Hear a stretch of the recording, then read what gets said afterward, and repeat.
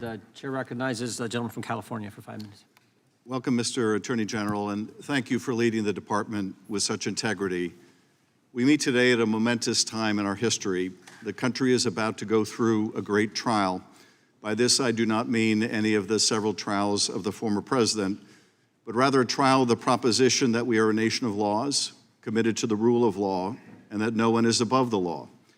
It is a proposition well known around the world because it is the one essential ingredient in all democracies. We have all professed our belief in this principle, but it has never been truly tested, not like it is today. In this committee, we are engaged in a portion of that trial. The chairman would abuse the power of this committee by trying to interfere in the prosecutions of Donald Trump, by trying to use the committee's power of subpoena to compel criminal discovery, in effect, making the committee a kind of criminal defense firm for the former president. In doing so, the chairman of this committee would establish a very different proposition. Through Mr. Jordan's actions, he would establish the principle that the rule of law should apply to almost everyone, just not the leader of his party. According to this alternate proposition, if you are the president of the United States and you lose your re-election, you can violate the law and Constitution to try to stay in power, and if you are successful, well then maybe you get to be president for life. And if you fail, there is no repercussion.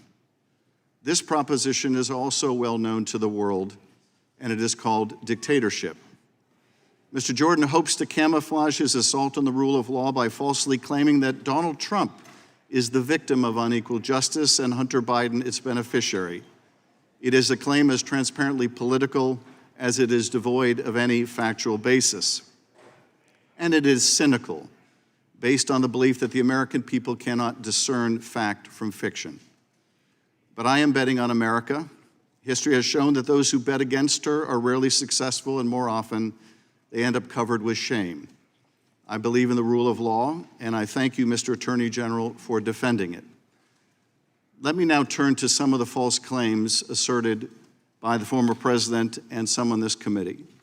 On Sunday, the former president appeared on a national news Sunday program and was asked about 4 indictments and 91 counts facing him. His response was, Biden indictments. Excuse me, Biden political indictments. He said to the Attorney General,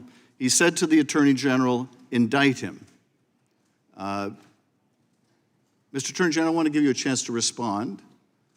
Was the president telling the truth, or was he lying when he said that President Biden told you to indict him? No one has told me to indict, and in this case, the decision to indict was made by the special counsel. So that statement the president made on Sunday was false? I'm just going to say again that no one has told me who should be indicted in any matter like this, and the decision about indictment was made by Mr. Smith. Let me ask you this question about the prosecution of Hunter Biden. The prosecutor in that case, Mr. Weiss, was appointed not by Joe Biden, but he was appointed in the first instance by Donald Trump. Is that correct? That's correct. And he was continued in that position, was he not? He was continued in that position, yes. And Mr. Attorney General, can you imagine the hue and cry you would hear from my colleagues on the other side of the aisle if you had removed him from that position? Can you imagine the claims that you had removed a prosecutor who was diligently investigating Hunter Biden? Can you imagine the outrage they would have expressed? I can say that during my confirmation hearing, I discussed with many senators on that side of the aisle their desire and actual insistence that Mr. Weiss be continued to have responsibility for that matter. And I promised, and I said at my confirmation hearing, that he would be permitted to stay and that I would not interfere. And Mr. Attorney General, that was exactly the right decision.